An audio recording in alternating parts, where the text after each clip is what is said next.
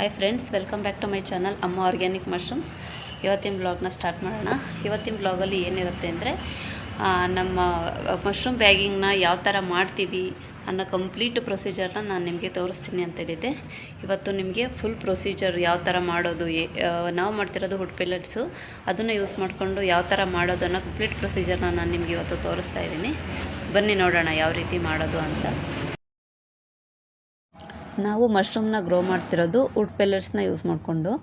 Wood ಪೆಲೆಟ್ಸ್ನ ನಾವು ಸಬ್ಸ್ಟ್ರೇಟಾಗಿ use ಮಾಡ್ತಾ ಇರೋದು. ಇಲ್ಲಿ ಫಸ್ಟ್ ಏನು ಮಾಡಬೇಕಂದ್ರೆ ನಾವು ಪಿ ಪಿ ಕವರ್ಸ್ನ ತೊಗೊಂಡು, P P covers autoclavable P P covers ಆಗಬೇಕು ಅದು. ಏಕೆಂದರೆ ನಾವು ಹಾಟ್ ವಾಟರ್ ಪೋರ್ ಮಾಡ್ತೀವಲ್ವ, ಅದಕ್ಕೋಸ್ಕರ ಅದು ಆಟೋಕ್ಲೇವೇಬಲ್ ಆಗಿರಬೇಕು. ಈ ಥರ ವುಡ್ ಪೆಲೆಟ್ಸ್ನ ಪಿ ಪಿ ಕವರ್ಸಿಗೆ ವೇಯ್ ಮಾಡಿ ಈ ಥರ ಎತ್ತಿಟ್ಕೊಡ್ತೀವಿ. ನಾವಿಲ್ಲಿ ಲೇಬರ್ಸ್ನ ಯಾರನ್ನೂ ಯೂಸ್ ಮಾಡ್ಕೊಂಡಿಲ್ಲ, ನಾವು ಮನೆಯವರೇ ಸೇರ್ಕೊಂಡು ಮಾಡ್ತಾ ಇರೋದು. ಲೇಬರ್ ಓರಿಯೆಂಟೆಡ್ ಕೆಲಸ ಏನಲ್ಲ ಇದು. ನಾವೇ ಮನೇಲಿ ಒಂದು 3 ಜನ ಇದ್ದೀವಿ, ನಾವೇ ಮಾಡ್ಕೋತೀವಿ. ಸೊ ನಮಗೇನಷ್ಟು ರಿಸ್ಕ್ ಅನಿಸಲ್ಲ, ತುಂಬ ಬೇಗ ಆಗೋಗುತ್ತೆ. ಫಸ್ಟ್ ನೋಡಿ ಈ ಥರ ವೇಯ್ ಮಾಡಿ ಎಲ್ಲನೂ ಈ ಥರ ಎತ್ತಿಟ್ಕೋತಾ ಇದ್ದೀವಿ.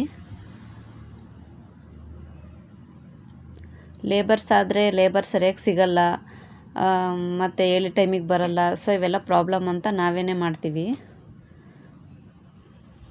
ನೋಡಿ ವೇಯ್ ಮಾಡ್ಕೊಂಡಾದಮೇಲೆ ಈ ಥರ ಕವರ್ಸ್ನೆಲ್ಲ ನಾವು ಫೋಲ್ಡ್ ಮಾಡಿ ಎತ್ತಿಟ್ಕೋಬೇಕು. ಏನಕ್ಕೆ ಈ ಥರ ಫೋಲ್ಡ್ ಮಾಡಬೇಕಂದ್ರೆ, ನಾವು ಇದಕ್ಕೆ ಹಾಟ್ ವಾಟರ್ನ ಪೋರ್ ಮಾಡ್ತೀವಿ. ಫುಲ್ಲು ಬಾಯ್ಲ್ಡ್ ವಾಟರ್, ಅದು 100 ಡಿಗ್ರಿ ಸೆಲ್ಸಿಯಸಲ್ಲಿ ಬಾಯ್ಲ್ ಆಗಿರಬೇಕು.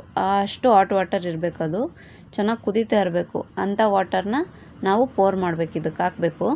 ನೋಡಿ ಈ ಥರ ನೋಡಿ ಹಾಕ್ತಾಯಿದ್ದಾರೆ, ಆ ಥರ ಕವರ್ಗೆ ಹಾಕಬೇಕು. ಈ ಥರ ಫೋಲ್ಡ್ ಮಾಡಿ ಇಟ್ಕೊಂಡಿರೋದ್ರಿಂದ ನಾವು ಹಿಂಗೆ ಕೈ ಇಟ್ಕೊಂಡೇ ಅದಕ್ಕೆ ಹಾಕ್ಬೋದು. ಇಲ್ಲ ಅಂತಂದರೆ ಫೋಲ್ಡ್ ಮಾಡಲಿಲ್ಲ ಅಂದರೆ ನಾವು ಅದು ಕವರ್ ಅಲ್ಲಿ ಬಿಸಿನೀರು ಏನಾಗುತ್ತೆ ಕೈ ಮೇಲೆ ಬೀಳೋ ಚಾನ್ಸಸ್ ಇರುತ್ತೆ. ಸೊ ಅದಕ್ಕೋಸ್ಕರ ಈ ಥರ ಫೋಲ್ಡ್ ಮಾಡಿ ಇಟ್ಕೊಂಡ್ರೆ ನೀಟಾಗಿ ಬಿಸಿನೀರು ಎಲ್ಲ ಕಡೆಗೆ ಹರಡುತ್ತೆ. ಸೊ ಅದಕ್ಕೋಸ್ಕರ ಈ ಥರ ಫೋಲ್ಡ್ ಮಾಡಿ ಎತ್ತಿಟ್ಕೊತಾ ಇದ್ದೀವಿ. ನೆಕ್ಸ್ಟು ಅದನ್ನು ಹಾಟ್ ವಾಟರ್ ಪೋರ್ ಮಾಡಾದಮೇಲೆ ನಾವು ಇದನ್ನು ಈ ಥರ ಕವರ್ನ ನೋಡಿ ಇಲ್ಲಿ ಫೋಲ್ಡ್ ಮಾಡ್ತಾ ಇದ್ದಾರೆ. ಈ ಥರ ಫೋಲ್ಡ್ ಮಾಡಿ ಈ ಥರ ಎತ್ತಿಟ್ಕೊತಾ ಇರಬೇಕು. ಸೊ ನಾವು ಈ ಹಾಟ್ ವಾಟರ್ ಪೋರ್ ಮಾಡಿದ್ಮೇಲೆ ಅದು ಫುಲ್ಲು ಗಟ್ಟಿಯಾಗಿ ಹೋಗುತ್ತೆ. ಅದು ಪೆಲೆಟ್ಸ್ ವುಡ್ ಥರ ಇದ್ದಿದ್ದು ಪೆಲೆಟ್ಸ್ ಏನಾಗುತ್ತೆ ಫುಲ್ಲು ಗಟ್ಟಿಯಾಗಿ ಹೋಗುತ್ತೆ. ನೋಡಿ ಈ ಥರ ಎತ್ತಿಟ್ಕೋಬೇಕು. ನಮ್ಮ ಹತ್ರ ಪೆಲೆಟ್ಸ್ ಎಲ್ಲ ಸ್ಟಾಕ್ ಇದೆ. ಸೊ ಯಾರಿಗಾರು ಬೇಕು ಅಂದರೆ ಆರ್ಡರ್ ಮಾಡಿ ಬುಕ್ ಮಾಡ್ಕೋಬೋದು. ನೋಡಿ ಇದನ್ನು ನಾವು ಈ ಥರ ಹಾಟ್ ವಾಟರ್ನ ಪೋರ್ ಮಾಡಿ ಇದನ್ನು ಎತ್ತಿಟ್ಟಿದ್ವಲ್ಲ, ನಾವು ಇದನ್ನು ಒಂದು 8 to 10 ಅವರ್ಸ್ ಈ ಥರ ಬಿಟ್ಬಿಡ್ತೀವಿ. 8 to 10 ಅವರ್ಸ್ ಬಿಟ್ಟ ಮೇಲೆ ಅದು ಕ್ವಾಂಟಿಟಿ ಏನಿದೆ ಅದು ಡಬಲ್ ಆಗಿರುತ್ತೆ. ಈಗ ನಾವು 1 kg ಪೆಲೆಟ್ಸ್ ಹಾಕಿದರೆ ಅದು ಹಾಟ್ ವಾಟರ್ ಪೋರ್ ಮಾಡಿ ಅದು ಓವರ್ ನೈಟ್ ಬಿಟ್ಟು ನಾವು 8 to 9 ಅವರ್ಸ್ ಆದಮೇಲೆ ಅದು ಕ್ವಾಂಟಿಟಿ ನಮಗೆ ಡಬಲ್ ಆಗಿರುತ್ತೆ. ಈಗ 1 kg ಇದ್ದರೆ ಅದು 2 kg ಆಗಿರುತ್ತೆ, ಅಷ್ಟು ಕ್ವಾಂಟಿಟಿ ಡಬಲ್ ಆಗಿರುತ್ತೆ. ನೋಡಿ ಈ ಥರ ಪೋರ್ ಮಾಡಿ ಇಟ್ಟಿದ್ವಲ್ಲ ಈ ಬ್ಯಾಗ್ಸ್, ಈಗ ಒಂದು 8 to 9 ಅವರ್ಸ್ 10 ಅವರ್ಸ್ ಆದಮೇಲೆ ಈಗ ತೋರಿಸ್ತಾ ಇರೋದು ಯಾವ ರೀತಿ ಆಗಿದೆ ಅಂತ. ನೋಡಿ ಹಿಂಗಾಗಿದೆ.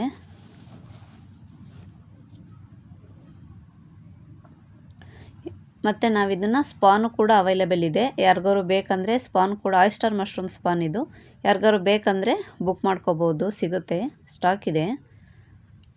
ಆಮೇಲೆ 8 to 10 ಅವರ್ಸ್ ಆದಮೇಲೆ ಇದೇನು ಮಾಡಬೇಕಂದ್ರೆ ಈ ಕವರ್ನ ತೊಗೊಂಡು ಈ ಥರ ನಾವು ಫುಲ್ಲು ಗಟ್ಟಿಯಾಗಿರುತ್ತೆ ಅದನ್ನು ಈ ಥರ ಫುಲ್ಲು ಲೂಸ್ ಮಾಡ್ಕೋಬೇಕು. ಅದು ಸಬ್ಸ್ಟ್ರೇಟನ್ನು ನಾವು ಫುಲ್ಲು ಲೂಸ್ ಮಾಡ್ಕೋಬೇಕಾಗುತ್ತೆ.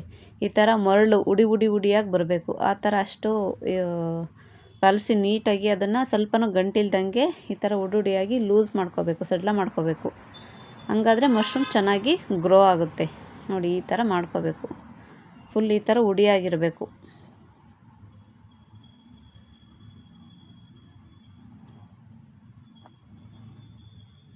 ನೋಡಿ ಲೂಸ್ ಮಣ್ಣು ಬರುತ್ತಲ್ವ, ಆ ಟೈಪ್ ಆಗಿರಬೇಕು ಅದು.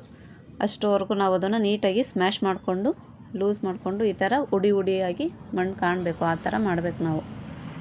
ಸೊ ನೆಕ್ಸ್ಟ್ ಆ ಥರ ಮಾಡಾದಮೇಲೆ ನಾವು ಇದನ್ನು ನೆಕ್ಸ್ಟು ಸ್ಪಾನ್ನ ಹಾಕಬೇಕಾಗುತ್ತೆ. ಅದಕ್ಕೆ ನಾವು ಸ್ಪಾನ್ನ ಒಂದೊಂದು ಕವರ್ಗೆ 150 ಗ್ರಾಮ್ ಅಷ್ಟು ಹಾಕ್ತಾಯಿದ್ದೀವಿ. ಅಷ್ಟನ್ನು ಹಾಕ್ಬಿಟ್ಟು ನಾವು ಸ್ಪಾನ್ನ ಮೇಲೆ ಹಾಕಬೇಕಾಗುತ್ತೆ. ನೋಡಿ ಸ್ಪಾನೆಲ್ಲ ಹಾಕ್ತಾಯಿದ್ದೀವಿ. ಈಗ ಈ ಥರ ಮೇಲೆ ಕೆಳಗೆ ಸ್ವಲ್ಪ ಹಾಕಿ ಅದ್ರ ಮೇಲೆ ಸ್ವಲ್ಪ ನಾವು ಒಂದು 50 ಗ್ರಾಮ್ ಅಷ್ಟು ಮೇಲೆ ಹಾಕಿ ಈ ಥರ ಬಿಡಬೇಕು.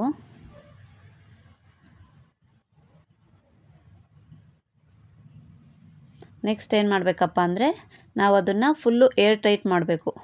ಫುಲ್ ಏರ್ ಟೈಟಾಗಿ, ಸ್ವಲ್ಪನೂ ಗಾಳಿ ಆಡಬಾರ್ದು ಅದರಲ್ಲಿ. ಫುಲ್ ಏರ್ ಟೈಟಾಗಿ ಫುಲ್ ಪ್ಯಾಕ್ ಆಗಬೇಕು ಅದು ನೀಟಾಗಿ. ಈ ಥರ ಟೈಟಾಗಿ ಇದು ಮಾಡಿ ಫೋಲ್ಡ್ ಮಾಡಿ ಅದಕ್ಕೆ ನಾವು ಒಂದು ರಬ್ಬರ್ ಬ್ಯಾಂಡ್ನ ಹಾಕಬೇಕು. ನೋಡಿ ಇಲ್ಲಿ ಈ ಥರ ಮಾಡ್ತಾಯಿದ್ದೀವಿ.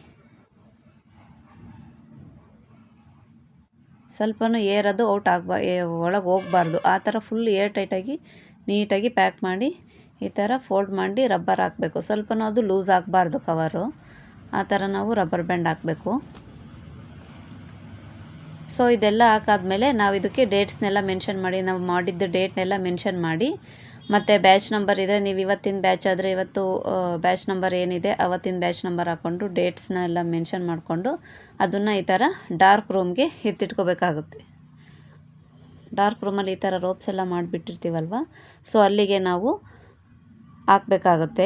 ಡೇಟ್ಸ್ ಎಲ್ಲ ಬರೆದು ಬ್ಯಾಚ್ ನಂಬರ್ ಎಲ್ಲ ಹಾಕಿ ಆಮೇಲೆ ನಾವು ಹಾಕಬೇಕು. ಯಾಕೆಂದರೆ ನಮ್ಗೆ ಈಸಿ ಐಡೆಂಟಿಫಿಕೇಷನ್ಗೆ ಮತ್ತೆ ನಾವು ಹೊರಗಡೆ ಯಾವಾಗ ತೆಗಿಬೇಕು ಅನ್ನೋದು ಗೊತ್ತಾಗಬೇಕಲ್ವ. ಸೊ ಅದಕ್ಕೋಸ್ಕರ ನಾವು ಡೇಟ್ಸ್ನ ಮೆನ್ಷನ್ ಮಾಡಬೇಕು. ನಾವು ಡಾರ್ಕ್ ರೂಮಲ್ಲಿ ಇದನ್ನು 15 ಡೇಸ್ ಇಡಬೇಕು. ಆಫ್ಟರ್ 15 ಡೇಸ್ ಆದಮೇಲೆ ಈ ಥರ ನಾವು ಫ್ರೂಟಿಂಗ್ ರೂಮ್ಗೆ ಶಿಫ್ಟ್ ಮಾಡಿದ್ದೀವಿ ನೋಡಿ. ಈ ಥರ ಫ್ರೂಟಿಂಗ್ ರೂಮ್ಗೆ ಶಿಫ್ಟ್ ಮಾಡಬೇಕು. ಶಿಫ್ಟ್ ಮಾಡಿದ್ದಾದಮೇಲೆ ಅದನ್ನು ನಾವು ಒಂದು ಬ್ಲೇಡಲ್ಲಿ ಆ ಕವರ್ನ ನಾವು ಕಟ್ ಮಾಡಬೇಕಾಗುತ್ತೆ. ಏಕೆಂದರೆ ಮಶ್ರೂಮ್ಗೆ ಆಚೆ ಬರೋಕ್ಕೆ ಜಾಗ ಬೇಕಲ್ವ. ಸೊ ಅದಕ್ಕೆ ಒಂದು ಬ್ಲೇಡಲ್ಲಿ ಅಥವಾ ಇದರ ಸೀಸರಲ್ಲಿ ಯಂತ್ರಲ್ಲಾದರೂ ಆಯಿತು ನೀಟಾಗಿ ಇದಕ್ಕೇನೋ ಡ್ಯಾಮೇಜ್ ಆಗ್ದಂಗೆ, ಸ್ಪಾನ್ಗೇನೋ ಡ್ಯಾಮೇಜ್ ಆದಂಗೆ ನೀಟಾಗಿ ಕಟ್ ಮಾಡಬೇಕು. ಕಟ್ ಮಾಡಿ ಮಶ್ರೂಮ್ ಆಚೆ ಬರೋದಕ್ಕೆ ನಾವು ಜಾಗ ಮಾಡಿಕೊಡ್ಬೇಕು. ಸೊ ನಾವು ಫ್ರೂಟಿಂಗ್ ಏರಿಯಾಗೆ ಶಿಫ್ಟ್ ಆದಮೇಲೆ ನಾವು ಡೈಲಿ ವಾಟ್ರಿಂಗ್ ಮಾಡ್ತಾ ಇರಬೇಕು. ಡಾರ್ಕ್ ರೂಮಲ್ಲಿ ನಾವು ಯಾವುದೇ ನೀರನ್ನು ಹಾಕಲ್ಲ. ಸೊ ಫ್ರೂಟಿಂಗ್ ರೂಮ್ಗೆ ಶಿಫ್ಟ್ ಆದಮೇಲೆ ನಾವು ವಾಟರ್ ಮಾಡ್ತಾ ಇರಬೇಕು ಡೈಲಿ. ಹ್ಯುಮಿಡಿಟಿ ಮತ್ತು ಟೆಂಪ್ರೇಚರ್ ಎರಡೂ ಮೇಂಟೈನ್ ಮಾಡಿಕೊಂಡು ಡೈಲಿ ಬ್ಯಾಗ್ಸಿಗೆ ನೀರು ಹೊಡಿತಾ ಇರಬೇಕಾಗುತ್ತೆ.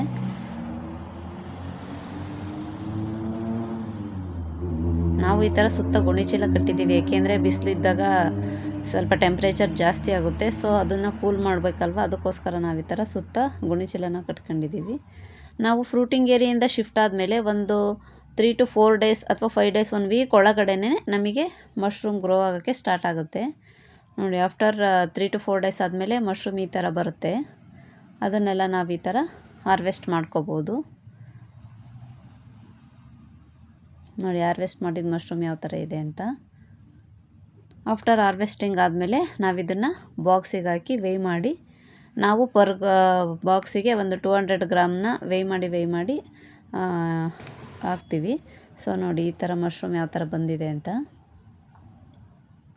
ಈ ಥರ ಎಲೆ ಇದ್ದಾಗಲೇ ನಾವು ತೆಗೆದುಬಿಡಬೇಕು. ಜಾಸ್ತಿ ಬಿಟ್ಬಿಟ್ರೆ ಅದು ಫುಲ್ ಅರಳ್ಬಿಡುತ್ತೆ. ಸೊ ಇಷ್ಟು ಇದ್ದಾಗಲೇ ನಾವು ಹಾರ್ವೆಸ್ಟಿಂಗ್ ಮಾಡಿಬಿಡ್ಬೇಕು. ಅದನ್ನೆಲ್ಲ ಈ ಥರ ಬಾಕ್ಸ್ ಪ್ಯಾಕಿಂಗ್ ಮಾಡಿ ಲೇಬ್ಲಿಂಗ್ ಮಾಡಿ ಡಿಸ್ಪ್ಯಾಚ್ ಮಾಡ್ತೀವಿ ನೋಡಿ. ಸೊ ಯಾವ ಥರ ಪ್ಯಾಕಿಂಗ್ ಮಾಡಿದ್ದೀವಿ. ಸೊ ನಿಮಗೂ ಯಾರಿಗಾದ್ರೂ ಟ್ರೈನಿಂಗ್ ಅವಶ್ಯಕತೆ ಇದ್ದರೆ ಅಥವಾ ಯಾರಿಗಾದ್ರು ಸ್ಪಾನು, ವುಡ್ ಪೆಲೆಟ್ಸು ಇಲ್ಲ ಮಶ್ರೂಮ್, ಆಯಿಸ್ಟರ್ ಮಶ್ರೂಮ್ ಬೇಕಿದ್ದರೆ, ಯಾವುದೇ ಬೇಕಿದ್ರೂ ನಮ್ಮ ಹತ್ರ ಎಲ್ಲ ಅವೈಲೇಬಲ್ ಇದೆ. ಸೊ ನಿಮಗೇನಾದರೂ ಬೇಕಿದ್ದರೆ ಇಲ್ಲಿ ಕಾಣ್ತಿರೋ ನಂಬರ್ಗೆ ನೀವು ಆರ್ಡರ್ ಮಾಡಿ ಬುಕ್ ಮಾಡ್ಕೋಬೋದು. ಸೊ ನೋಡಿದ್ರಲ್ಲ, ಇವತ್ತು ಮಶ್ರೂಮ್ ಬ್ಯಾಗ್ನ ಯಾವ ರೀತಿ ಮಾಡೋದು ಅನ್ನೋ ಕಂಪ್ಲೀಟ್ ಪ್ರೊಸೀಜರ್ನ ನಾನು ನಿಮ್ಮ ಹತ್ರ ಶೇರ್ ಮಾಡ್ಕೊಂಡಿದ್ದೀನಿ. ಸೊ ಇದ್ರ ರಿಲೇಟೆಡ್ ಏನಾದರೂ ಡೌಟ್ ಇದ್ದರೆ ಕಮೆಂಟ್ ಬಾಕ್ಸಲ್ಲಿ ಕಮೆಂಟ್ ಮಾಡಿ. ಮತ್ತು ಏನೇ ರಾ ಮೆಟೀರಿಯಲ್ಸ್ ಕೂಡ ಅವೈಲೇಬಲ್ ಇದ್ದರೆ ಕೆಳಗಿರೋ ನಂಬರ್ಗೆ ಕಾಂಟ್ಯಾಕ್ಟ್ ಮಾಡಿ. ಸೊ ಈ ವಿಡಿಯೋ ಏನಾದರೂ ನಿಮಗೆ ಇಷ್ಟ ಆದರೆ ಲೈಕ್ ಮಾಡಿ, ಶೇರ್ ಮಾಡಿ. ಇನ್ನೂ ಯಾರು ನಮ್ಮ ಚಾನಲ್ನ ಸಬ್ಸ್ಕ್ರೈಬ್ ಮಾಡ್ಕೊಂಡಿಲ್ಲ, ಪ್ಲೀಸ್ ಇವತ್ತೇ ಸಬ್ಸ್ಕ್ರೈಬ್ ಮಾಡ್ಕೊಳ್ಳಿ. Thank you.